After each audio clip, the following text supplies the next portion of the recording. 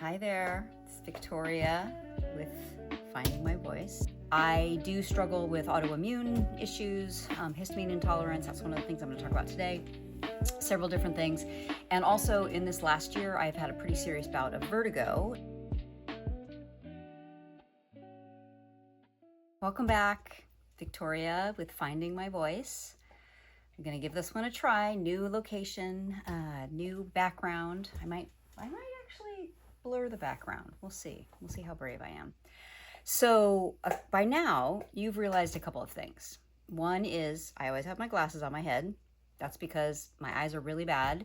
They change over the course of the day. I think that is, part of it's that I'm getting older. I'm 62. Part of it is that I do struggle with autoimmune issues, histamine intolerance. That's one of the things I'm going to talk about today. So that I think all contributes to it. So my eyes are radically different in the morning when I'm awake and fresh than at the end of the day when I'm tired. I am at the end of my day, but what I am doing right now is I'm actually setting up my supplements for the week, and all of my supplements for the week. And I thought I would give it a try. I don't know if this is going to work. This might be just bad video and it's not going to work, but I did think it would be useful to try. The other thing is I realized I forgot to put my earbuds in, so end of the day, brain's not as clear. So anyway, this is an experiment. We're going to give it a try. The other thing you've probably noticed about me is that I'm constantly wearing sweaters and warm things. I live in California in the San Francisco Bay Area. It was 70 degrees outside today. Some parts of my house are cold. However, I am just constantly cold, and that is due to the autoimmune issues and the gut issues that I have. That I've always been like that. I've always had a low body temperature. I've always had low blood pressure. Turns out I have very low heart rate as well. When I got thoroughly checked out during the episode of vertigo that I've been having since last March, that became very clear. I'm going to talk a little bit more about my story, what happened for me, and what I do to make myself feel better on a regular daily basis. I'm going to talk in generalities. And the reason is, one, I'm not a medical expert. I am a lay person who's been living with this for 20 to 30 years. And every person is very, very different. My very strongest recommendation is that you work with a functional medicine doctor who will get to know you and who will really understand your specific issues and your specific challenges and help you to come up with a very personalized and customized plan that will make you feel better. I have been struggling with histamine intolerance issues for close to 30 years. I do have a suspicion now, finally, on why that might be the case, but I'm 62 and I've just really this year have an inkling of what might actually be going on. I do really think this has been something that I have struggled with for much, much longer, probably my entire life. But it came to a head when I was about 35. I split a glass of red wine and a tiramisu with a friend, and the next morning I woke up just covered head to toe in hives. And I went to the emergency room and I was given, I think, steroid shot at that point. And the reaction was so bad, it lasted for about 2 weeks. And by the end of it, I had hives on the palms of my hands and the soles of my feet. It was really crazy. And that was the start of really just a significant change in my system and not being able to continue to consume a lot of different things. So it started out with alcohol. I didn't like hard alcohol. I liked champagne. I liked a nice glass of red wine. I did like a good dark beer. But darn tootin', after this happened, I tried every kind of alcohol imaginable to see if it was the alcohol or not.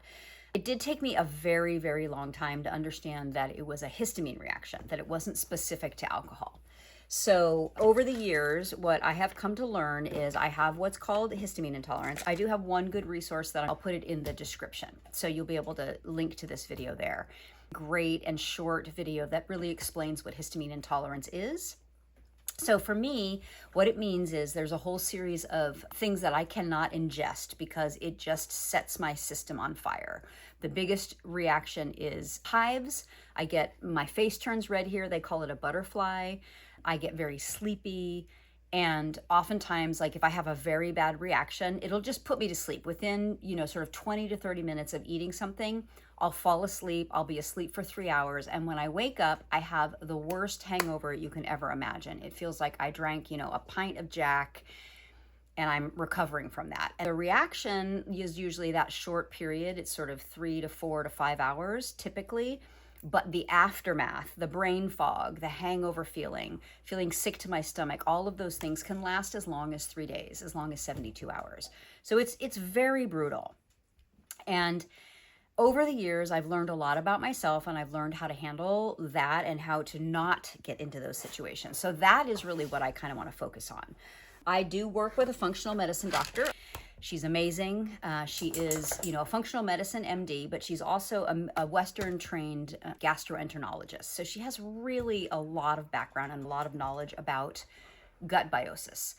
And we're just slowly working through trying to clear out my system. And so the things that I struggle with are the histamine intolerance. I have systemic candida. I'm not going to go into all the gross details, but I am systemically infected with candida, which is Candida albicans, which is a yeast infection. It is the same root cause as a yeast infection that a woman might get, or that you might have like under your breasts or jock itch. It's that same basic type of infection. But for me, it's systemic. It's now like migrated out of my gut through leaky gut and is in all the other systems in my body. So we are slowly and gradually taking me through a process of killing that out. But what I will say is candida is a symptom. It is not the thing that's wrong with you. So if you have candida to any degree, there is something else going on with you. If you have it like I have it, there's something big going on with you. Pardon me, I'm going to take off my sweater because I'm hot now. Hot, cold, hot, cold. You'll hear me say that a lot. Hot, cold, hot, cold. So we're working on moving through this slowly, helping me to clear my the candida. And originally we thought it might be mold exposure. The house that we lived in before we bought this house there was a mold infestation. I think that contributed to it, but I really don't think that was the root cause. I'm 62, so I'm of an age where I had all of my fillings when I was a kid were mercury fillings. And I had thought that I had them all removed in my 30s. And again, my health has just continued to deteriorate over the years. It started when I was about 35. It's deteriorated over time, and it's also accelerated. A good period of 20 years where I was living my life, of course, with my partner and my family, but raising kids, caretaking parents, and then the global pandemic. Don't forget about that. The last 5 years was a really intensive caretaking period of time with both my father and my mother and my brother. All of them passed away within 17 months of each other, plus 2 additional people that I know and love. So very intense period of time. And so I had spent as much time as I could on my own health issues, but really it is starting in 2024 and very intensely in 2025 that I've been able to focus more inward on myself and begin resolving this. So one of the things that I explored is, did I actually have all of my mercury amalgam fillings removed? Well, it turns out I did have all of my lowers removed when I was in my 30s, but I still had all of my uppers. Basically, all of my molars had mercury fillings in them. One of my molars had a crown. I had had a root canal, and I had a crown. And I knew it was a problem. I got twinges over the years, but I had had it x-rayed and I had it checked by other dentists, and it wasn't flagged as a problem. So when we got to the crown, that's when really the significant change happened for me. So this crown, when I had it done, I think I was in my late 20s. It was before I had my kids.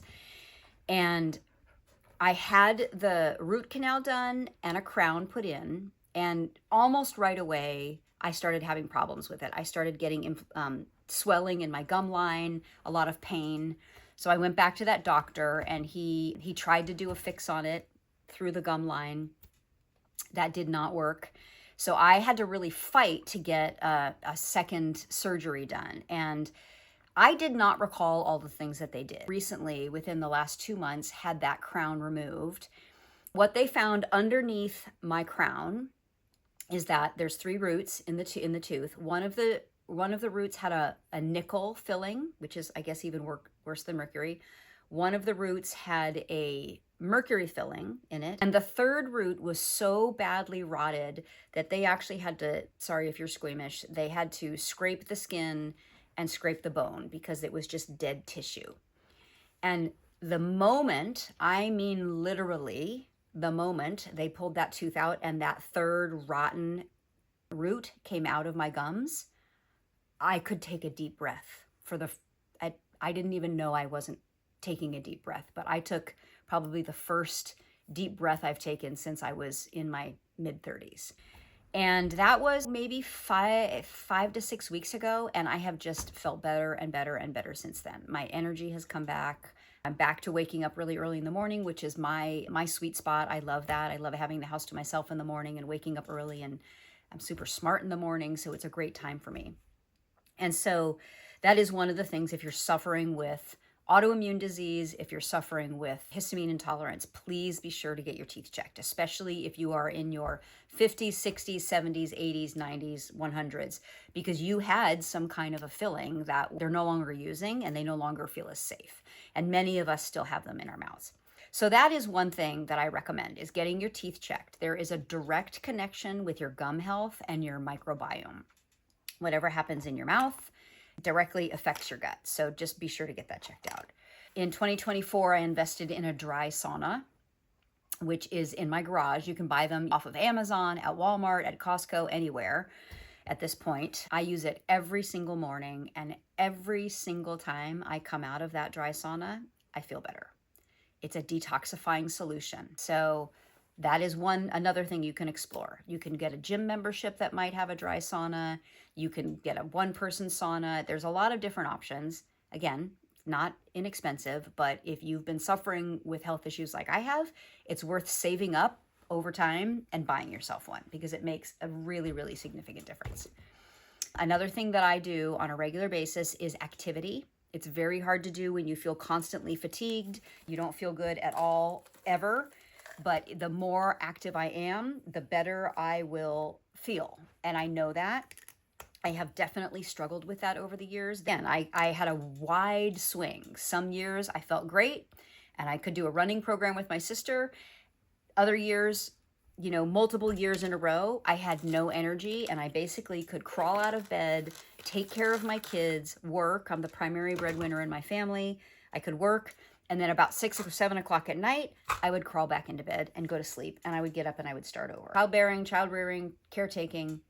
And it really was in 2025 that the heaviest part of the grieving for me was over, with the losses that I had in 2023 and 2024. And I was able to focus on myself, and I really committed to myself in January.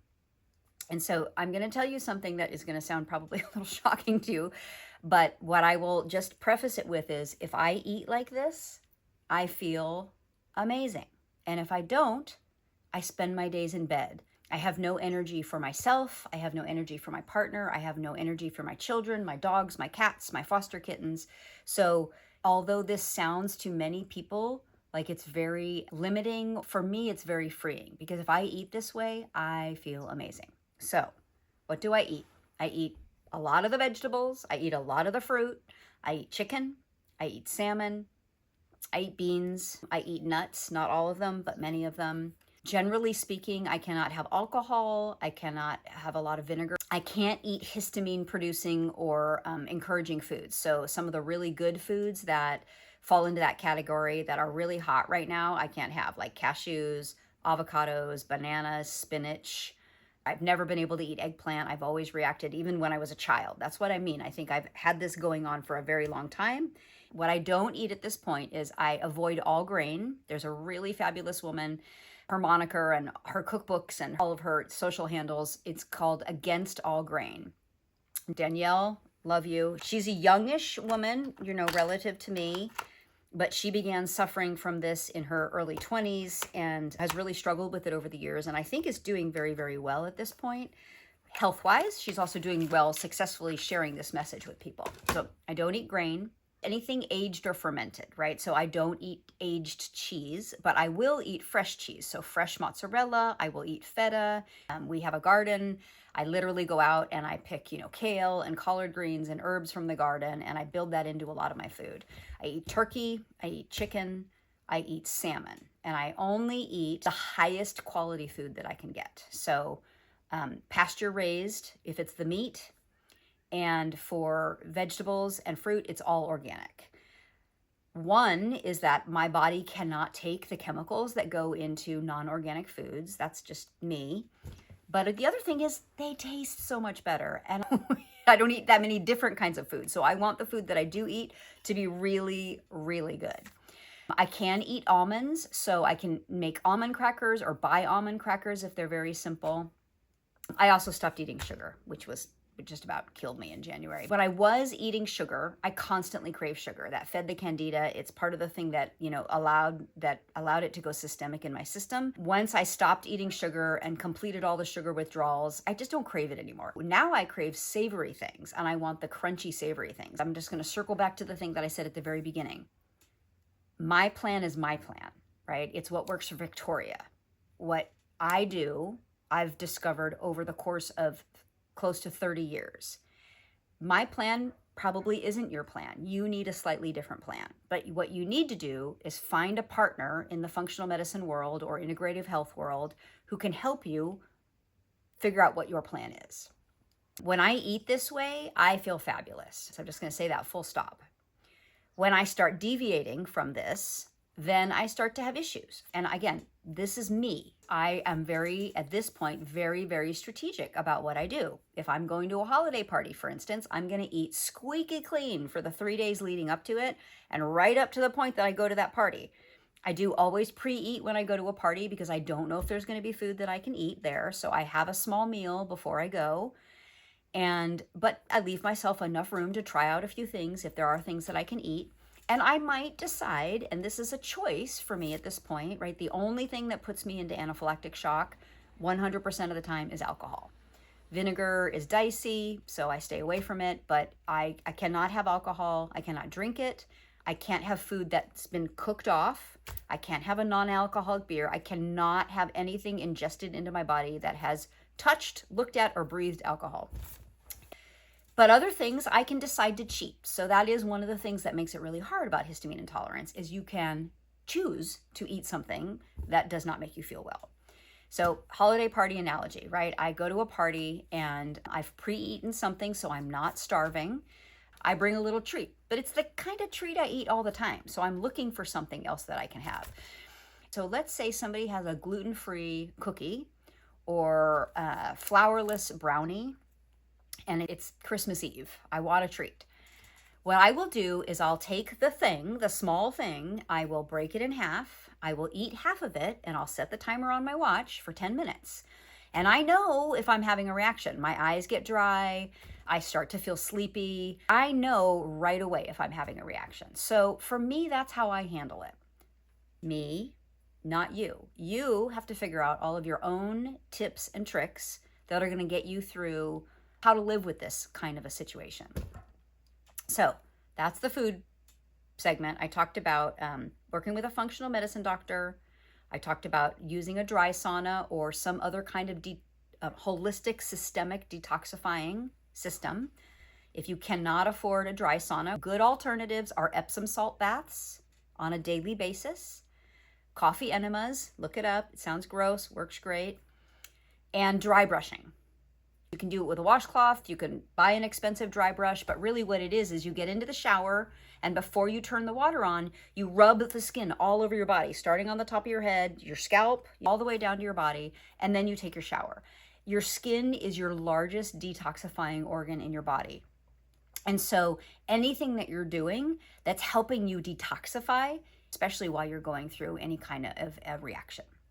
All right. I've tried acupuncture, I do qigong or walking as often as I can. So, questions like that, I'm more than happy to answer. And also, if this was a useful conversation, please be sure to, immediately when you stop watching, like the video and subscribe. And the reason why is if you do that, those two things, more people will be able to see this content. It will come up easier in the searches, and the people that are suffering with these kinds of systemic problems and struggling like I was for over, close to 30 years, then they will get more of this message. And from here, they can start doing their own research and moving forward in a much more positive way with their life. I have chosen to focus for many, many years, to focus on living well instead of being ill. And that is really the focus for me in terms of recovering from histamine intolerance. I really hope that this was helpful to you. Again, like and subscribe. So with that, more and more people can see this type of conversation, and I'm looking forward to seeing you on the next one. I really hope I'm recording because I think this was a good conversation. You have, I hope, B-roll, B-roll. B-roll, B-roll, B-roll. Okay, thank you guys.